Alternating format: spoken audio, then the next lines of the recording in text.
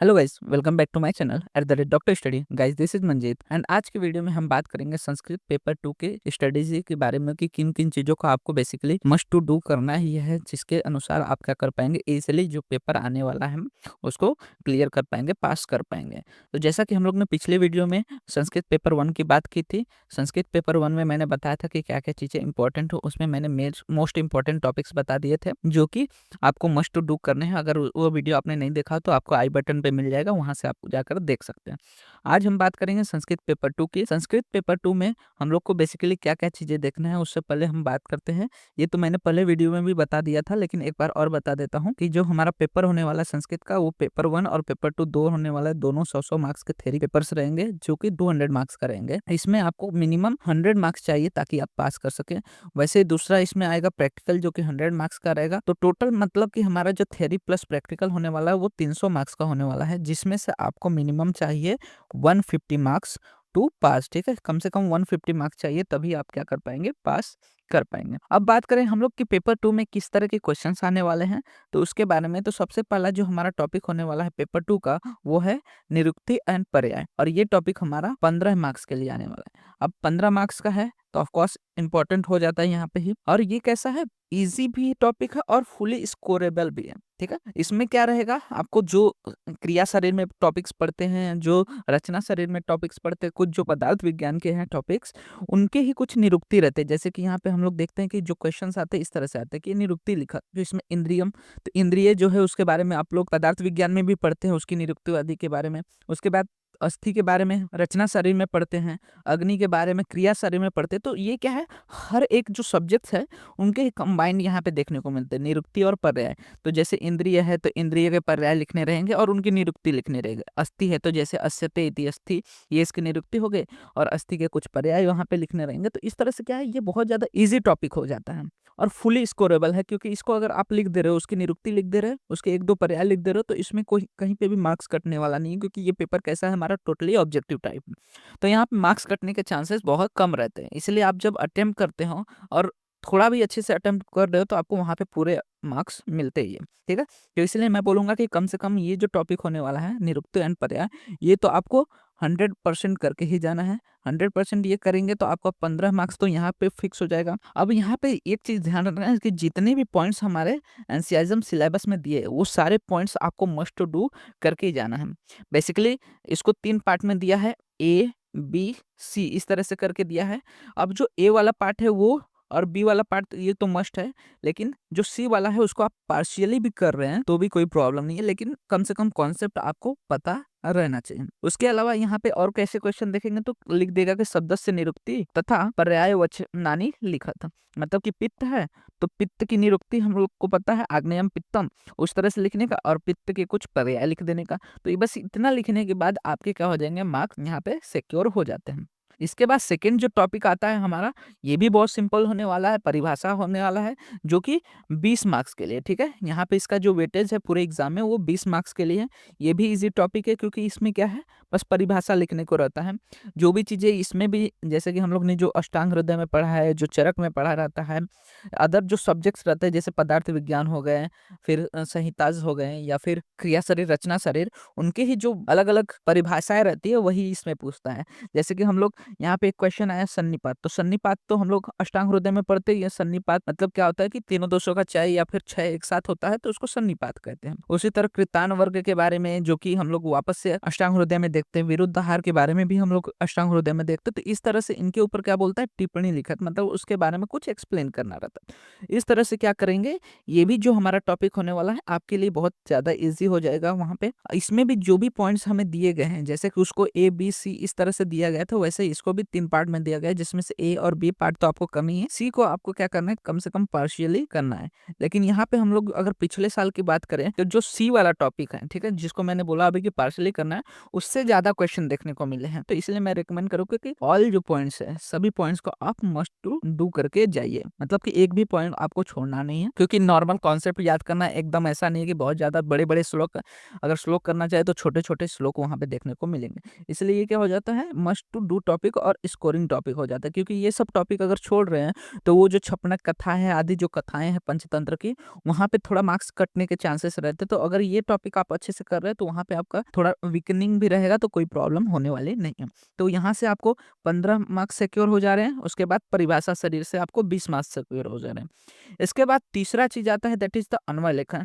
ये जो हमारा पेपर बी है, जो सेकंड पेपर है हमारे संस्कृत का, उसका सबसे मोस्ट इंपॉर्टेंट टॉपिक यही होने वाला है, क्योंकि आपको सबसे ज्यादा मार्क्स इसी से दिया गया है। सबसे ज्यादा वेटेज किसका है? अन्वय लेखन का है। ये भी सिंपल नहीं है बिल्कुल भी, लेकिन इसमें एक चीज इन्होंने अच्छी दी है कि इसमें जो भी पॉइंट्स बताए गए, जो भी सूत्र बताए गए, सिर्फ उन्हीं से क्वेश्चन आएगा। जैसे कि उन्होंने बोल दिया है कि इसके जो टॉपिक्स आएंगे वो दो ही टॉपिक से आएंगे बेसिकली, एक अष्टांग हृदय से और दूसरा वैद्यकीय सुभाषित से। तो यहाँ इन्हीं दो जगह से क्या होगा, इस पे क्वेश्चन पूछने वाले हैं, ठीक है। तो इन्हीं दो जगह से इस पे क्वेश्चन आएगा। इसी कारण से अब जो अष्टांग हृदय है उसमें उन्होंने बोल दिया है कि जो अध्याय पहला, दूसरा, चौथा, 11वां, 12वां, 13वां और 14वां, ये तो अध्याय हम लोग पढ़ते ही है अष्टांग हृदय में पेपर की तैयारी करने के लिए। तो इसके जितने भी सूत्र हैं सभी के क्या करना रहेगा, अन्वय लिखना रहेगा और उसका अनुवाद करना रहेगा। तो यही करना रहता है वहां पर, ठीक है। तो जितने भी सूत्र हैं आपको अन्वय लेखन का एक बुक मिलता है, उसमें सारी चीजें ये जो नया सिलेबस है उसके अकॉर्डिंग अवेल हो जाएगा। अगर आपके पास नहीं है तो मेरे टेलीग्राम चैनल पे भी आपको वहां पे मिल जाएगा, वहां से आप जाके डाउनलोड कर सकते हैं। और वो जो सूत्र यहाँ पे बताए गए हैं ये सारे सूत्र उसमें आपको मिल जाएंगे। तो इसमें सबसे मेन चीज क्या है कि जो अष्टांग हृदय है उसके हम लोग तो ये अध्याय पढ़ते ही हैं संहिता में, ठीक है। तो उनके सारे सूत्र तो हमें पता है, इसलिए इनके अन्वय उतना ज्यादा डिफिकल्ट नहीं रहता। लेकिन जो उस बुक में दिया गया है, जो आप अन्वय देखेंगे तो उसमें जो दिया गया है एक बार आप रीड कर लोगे तो वो क्या हो जाएगा, आपके दिमाग में आ जाएगा कि क्या करना है वहां पे। तो वैसे ही सेम क्वेश्चन लिखेगा और डायरेक्ट बोलेगा इसका अन्वय लेखन कीजिए। तो अन्वय लेखन आप डायरेक्ट कर सकते हैं, क्योंकि आपने पहले से ही क्या रहेगा पढ़ा है। बिना देखे अगर इसको आप जा रहे हो तो मैं गारंटीड बोल सकता हूँ कि आपको एक भी मार्क्स इसमें नहीं मिलेंगे। इसलिए आपको क्या करना है, कम से कम एक बार इसको देख के ही जाना है। उसके बाद वैदिकी सुभाषित की बात करें तो वैदिकी सुभाषित में 20 अध्याय, ठीक है। 20 अध्याय में से हर एक अध्याय में से 1 2 3 4 ऐसे ही करके श्लोक्स बोले गए हैं। जैसे कि पहले अध्याय से जो पहले अध्याय है उसका पहला और दूसरा श्लोक का अन्वय लिखने के लिए आएगा। तो ये सारे जो टॉपिक्स हैं ये आपका मस्ट टू डू होने वाला है, क्योंकि कम से कम 30 में से आपको यहाँ पे 20 मार्क्स सिक्योर करना पड़ेगा, ठीक है। 20 नहीं तो कम से कम 15 मार्क्स तो आपको सिक्योर करना पड़ेगा, तभी आप जाके आगे जो हमारा छपना कथा है, पंचतंत्र की कहानियां हैं। क्योंकि आयुर्वेद इतिहास वाला पार्ट जो है इसमें हमें पता है कि जो पेपर बी है उसमें आयुर्वेद इतिहास भी 20 मार्क्स के लिए, तो वो भी बहुत बड़ा सिलेबस है। उसमें जो कमिटीज आती हैं वो सब बहुत ज्यादा डेट्स याद रखने पड़ते हैं, तो वो सारी चीजें भी यहाँ पे थोड़ी टफ हो जाती है। तो इसके लिए अन्वय लेखन आप अगर देख के जा रहे हो, उसमें ऐसा नहीं है कि जैसा है एग्जैक्ट वैसा ही लिखना है, थोड़ा मोड़ा भी आप लिख दे रहे हो तो वहां पे आपको एग्जामिनर मार्क्स दे देते हैं। तो इसलिए मैं आपको सजेस्ट करूंगा कि इसको कम से कम एक बार देख के जरूर जाइए। फिर इसके बाद इसमें क्वेश्चन कैसे पूछता है, तो इस तरह से देखो कि अधोदत्तस्य श्लोकस्य अन्वय अर्थम च लिखा, ठीक है। तो सबसे पहले क्या है, अन्वय लिखना है और उसका अर्थ लिखना है। अब जो हम लोग ने अष्टांग हृदय में पढ़ा है उसके अर्थ तो हम लोग लिख लेंगे, तो मतलब यहाँ पे हम आधा मार्क्स तो हमारा पहले से फिक्स हो जा रहा है, ठीक है। कि जो अगर 5 मार्क्स के लिए आ रहा है तो उसमें से 2-2.5 मार्क्स तो हमारा पहले से फिक्स हो जाएगा, क्योंकि हमें उसका क्या पता रहेगा, अर्थ पता रहेगा। अब उसके बाद दूसरा आता है कि उसका अन्वय लिखना है। तो अन्वय के लिए आप बस देख के जा रहे हो, थोड़ा मोड़ा गलती के साथ भी लिख रहे हो तो आपको 1 से 1.5 मार्क्स तो इजिली मिल जाएगा।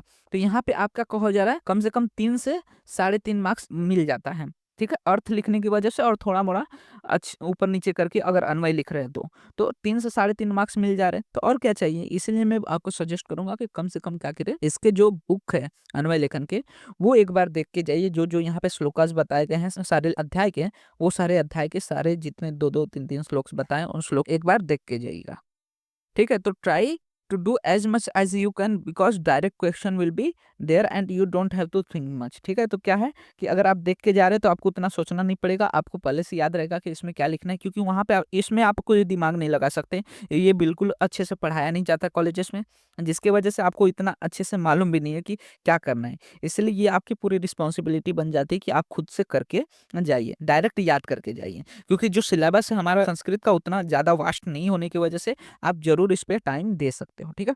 क्योंकि जो परिभाषा आदि, निरुक्ति आदि जो हम लोग ने ऊपर देखा, ये सब आप अदर सब्जेक्ट में भी पढ़ते हो, तो यहाँ पे बस एक बार देख लोगे तो ये सारी चीज तो क्लियर हो जाएंगे। वहीं पे अन्वय को आप अगर ज्यादा टाइम दे रहे हो, क्योंकि ऑफकोर्स ये ज्यादा मार्क्स का है तो ज्यादा टाइम ये लेगा हम, तो इसको एक बार कर लेंगे तो आपका जो पासिंग है वो तो सिक्योर हो जाता है यहाँ पे। फिर हमारा इसमें सेकंड चीज आता है कि दैट इज द पंचतंत्र की कहानी आता है। अब पंचतंत्र में 5 अध्याय हमें देखने को मिलते हैं, ठीक है। पंचतंत्र में कितने 5 अध्याय देखने को मिलते हैं, जिसमें 5 अलग अलग कहानियों के बारे में बताया गया है। इसमें जो क्वेश्चन आते हैं वो बेसिकली श्लोक पूर्ण करने के लिए आएगा, क्योंकि जो कहानी है वो दे देगा पूरा, उसमें जो श्लोकास रहते हैं वो पूरा दे देगा, और बोलेगा कहीं पे श्लोक को गायब कर देगा और बोलेगा यहाँ पे श्लोक को पूर्ण कीजिए, तो वो श्लोक पूरा करना रहेगा। फिर दूसरा चीज इस पे क्वेश्चन ऐसे आता है कि अनुवाद करना है। संस्कृत भाषा में दिया रहेगा, बोलेगा कि अपने मातृभाषा किसी में भी अनुवाद कीजिए, वहीं पे मातृभाषा बेसिकली मराठी या फिर इंग्लिश में दिया रहेगा और उसका संस्कृत में अनुवाद करना रहेगा। तो इस तरह से क्वेश्चन देखने को मिले। और तीसरा जो मोस्ट क्वेश्चन आता है इसमें कि परिच्छेद दे दिया रहता है, जो कहानी है वो दे दिया रहता है, और बोलता है कि ये कहानी जो है ऊपर परिच्छेद है उसमें से देख के नीचे उत्तर लिखें। तो ये जो तीनों चीज है सिंपल होने वाला है। यहाँ पे टफ कौन सा हो जाता है कि एक तो श्लोक पूर्ण टफ हो जाता है, और दूसरा कि मातृभाषा से जो संस्कृत वाला अनुवाद है ये टफ हो जाता है। तो अगर ये क्वेश्चन आता है तो थोड़ा यहाँ पे आपको प्रॉब्लम देखने को मिल सकती है, क्योंकि एक तो श्लोक आपको पूरे सभी कहानी की याद नहीं होने वाले। दूसरी चीज की अगर हिंदी में दिया है या फिर मराठी में दिया है, उसको अगर संस्कृत में कन्वर्ट करना रहा तो वो भी उतने अच्छे से नहीं कर पाएंगे। लेकिन आपको अटेम्प्ट जरूर करना है, ठीक है। आपको जो भी लग रहा है वो लिखना है, सही हो चाहे गलत हो, अटेम्प्ट करना जरूरी है, क्योंकि अटेम्प्ट करोगे तो ऑफकोर्स जो एग्जामिनर रहेगा 1 से 2 मार्क्स आपको दे देगा, और अटेम्प्ट नहीं करोगे तो ये मार्क्स भी आपको नहीं मिलेंगे। तो इसलिए अटेम्प्ट करना वहाँ पे बहुत ज्यादा जरूरी हो जाता है। वहीं पे अगर संस्कृत से आपको किसी और भाषा में करने को रहेगा तो आपको थोड़ा मोड़ा तो नॉलेज रहता है ये संस्कृत का, क्योंकि 1 साल पूरा देखे रहते हैं सारे सब्जेक्ट्स में संस्कृत होने की वजह से थोड़ा मोड़ा क्या होता है कन्वर्टेबल रहता है। तो इसमें आपको आराम से 3 से 3.5 मार्क्स मिल जाते हैं। तो इस तरह के क्वेश्चन आएंगे तो आपको इजी पड़ेंगे। एक श्लोक पूर्ण वाला थोड़ा प्रॉब्लम करेगा, एंड देन मातृभाषा जैसे कि इंग्लिश या मराठी में से संस्कृत में कन्वर्ट करने वाला थोड़ा प्रॉब्लम करेगा, वहां पे आपको 1 से 2 मार्क्स से ज्यादा नहीं मिल पाएगा। फिर आता है परिच्छेद। परिच्छेद वाला भी सिंपल है, आप अगर कहानी पढ़ के जा रहे हो, ठीक है, मेरा यही रहेगा कि आपको रिकमेंडेशन की कम से कम क्या करें, सारे कहानी पढ़ के जाइए। श्लोक नहीं करेंगे कोई प्रॉब्लम नहीं है, श्लोक लेकिन क्या करने का एक बार रीड जरूर करना है, याद नहीं करना है, रीड करना है, जिससे क्या होगा कि वहां पे क्लिक हो सकता है कि यहाँ पे ये भर सकते हैं, ठीक है। तो इसलिए श्लोक पूर्ण अगर आएगा तो वहां पे कम से कम आइडिया रहेगा कि क्या लिखना है, और कहानी आपको याद रहेगा, तो ये जो परिच्छेद वाला पार्ट है वो आप उसको अच्छे से लिख सकोगे। तो सबसे पहले देखिए यहाँ पे क्वेश्चन है कि संस्कृत भाषा अनुवादित, तो ये क्या है, मराठी में और इंग्लिश में दिया है, इसको संस्कृत में कन्वर्ट करने के लिए बोला है। फिर दूसरा है कि संस्कृत में दिया है, इसको अपने मातृभाषा हिंदी, इंग्लिश या फिर मराठी में लिख सकते हैं। और तीसरा है कि संस्कृत, ये जो परिच्छेद है उसको पढ़ने के लिए बोला है, और उससे ये सारे आंसर लिखने के लिए बोले हैं। तो ये परिच्छेद पढ़ के तो ये आंसर आप लिख सकते हो, बस इसका क्या रहना चाहिए, आपको कहानी याद रहना चाहिए, ठीक है। तो ये जब याद रहेगा तो क्या हो जाएगा, आपका सारी चीजें क्लियर हो जाएंगी यहाँ पे। तो मतलब यहाँ पे आपको जो कहानी है, पंचतंत्र वाला पार्ट है, उसमें मेन तो आपको कहानी पता होना चाहिए कि कहानी किस तरह से होने वाली है। सेकेंड चीज, जो श्लोक आज दिए गए हैं उनको एक बार रीड करना है, याद नहीं करना है, बस रीड करना है। एंड देन आता है कि ये जो अन्वय लेखन है वो तो आपको सारे श्लोकास मिल जाएंगे, वो कर लेना है। इसके बाद परिभाषा कर लेना है, एंड देन निरुक्ति कर लेना है। निरुक्ति और परिभाषा यहाँ पे 35 मार्क्स आपके हो जाते हैं।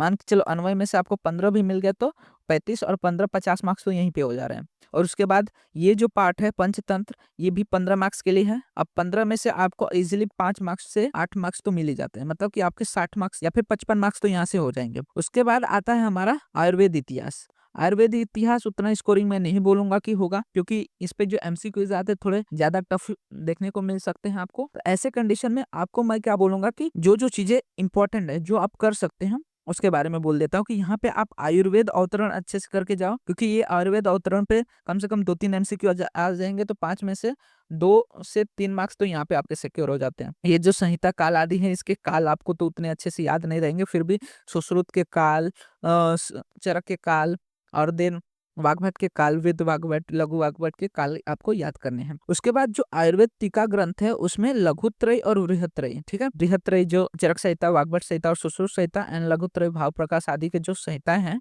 उनके बारे में एक सेंट्रल आइडिया रहना चाहिए कि कौन सी सदी में है, किसने लिखा था, कौन उनके गुरु थे, कहाँ पे प्रेजेंट थे।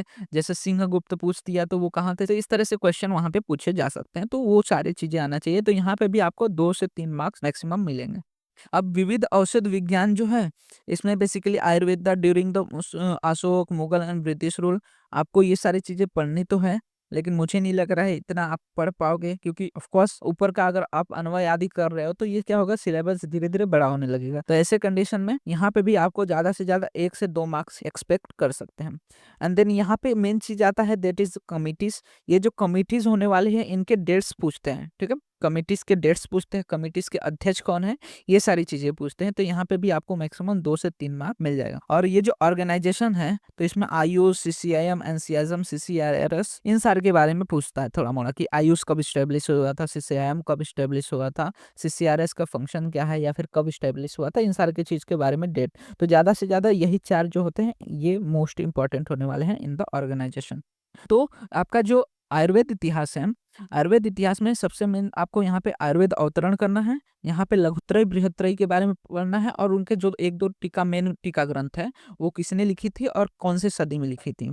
उसके बाद औषधि विज्ञान में इसके बारे में एक बार आप रीड कर लेंगे तो अच्छा रहेगा। अगर ज्यादा बड़ा हो रहा है तो लेफ्ट आउट कर सकते हैं, क्योंकि आप ऑलरेडी पास्ट है, ओवर पास्ट है, ठीक है। यहाँ से आपको बस क्या है, आगे पीछे से देख दाख के भी मिल जाता है मार्क्स। तो उतना इस पे मैं बोलूंगा कि ज्यादा मेहनत नहीं करना है। अगर करना है मेहनत तो आप अन्वय पे मेहनत कीजिए, क्योंकि अगर वो क्लियर हो जा रहा है आपको तो वहां पे सीधे आपको 30 में से आराम से 20 से 25 मार्क्स मिल जाएंगे, अगर अन्वय अच्छे से आ जा रहा है। तो यहाँ पे मैं आपको मेहनत करने के लिए नहीं बोलूंगा। और वहीं पे कमेटी जो है उनके कम से कम 2-4 से जो कमिटीज हैं उनके डेट्स अच्छे से याद कर लेने हैं, कि कौन सी कमेटी किस समय बैठेगी, और उनके अध्यक्ष कौन होते हैं, और ऑर्गेनाइजेशन के बारे में देख लेना। तो ये सारी चीजें अगर आप कर ले रहे हो तो इजिली आपको 60 टू 70 मार्क्स तो मिल जाएंगे, ठीक है। 60 टू 70 मार्क्स इजिली आप स्कोर कर सकते हैं। एंड फिर पास होने में आपको कोई टेंशन नहीं है, पास तो आप इजिली हो जाएंगे। तो ये सारी चीजें आपको देखने को मिलते हैं in the paper 2 of the Sanskrit.